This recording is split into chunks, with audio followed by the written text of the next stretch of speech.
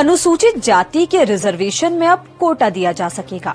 Supreme court ने ये ऐतिहासिक फैसला उन याचिकाओं पर सुनाया है जिनमें कहा गया था कि अनुसूचित जाति और जनजातियों के आरक्षण का फायदा उनमें शामिल कुछ ही जातियों को मिला है। इससे कई जातियां पीछे रह गई हैं। सुप्रीम कोर्ट के फैसले के बाद क्या कुछ जातियों या लोगों को क्रीमी लेयर में शामिल कर आरक्षण से बाहर किया जा सकेगा? क्या ये आरक्षण सिर्फ सरकारी नौकरी के लिए है? इस फैसले का राजनीतिक असर क्या होगा? ये सब सवालों के जवाब जानेंगे भास्कर एक्सप्लेनर में।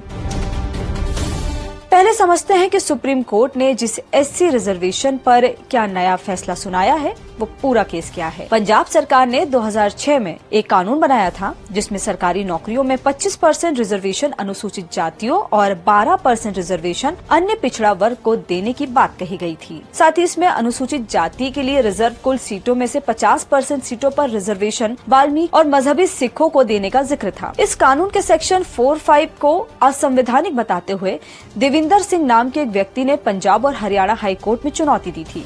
इस कानून को 2010 में हाई कोर्ट ने असंवैधानिक बताकर खत्म कर दिया था। अब इसी मामले में सुप्रीम कोर्ट के 7 जजों की संवैधानिक पीठ ने 6(1) के आधार पर माना कि अनुसूचित जाति को उसमें शामिल जातियों के आधार पर बांटना संविधान के आर्टिकल 341 के खिलाफ नहीं है। कोर्ट ने अपने नए फैसले में राज्यों के लिए जरूरी हिदायत देते हुए कहा कि राज्य सरकारी मनमर्जी से फैसला नहीं कर सकती। इसके लिए 2 शर्तें होंगी। पहली, अनुसूचित जाति के भीतर किसी एक जाति को 100% कोटा नहीं दे सकती, और दूसरी, अनुसूचित जाति में शामिल किसी जाति का कोटा तय करने से पहले उसकी हिस्सेदारी का पुख्ता डेटा देना चाहिए। ऐसे में सवाल है कि क्या अब ऐसी कैटेगरी में भी क्रीमी लेयर बनाकर उनमें शामिल कुछ जातियों को रिजर्वेशन से बाहर किया जा सके। पूरा वीडियो देखने के लिए डाउनलोड करें दैनिक भास्कर ऐप।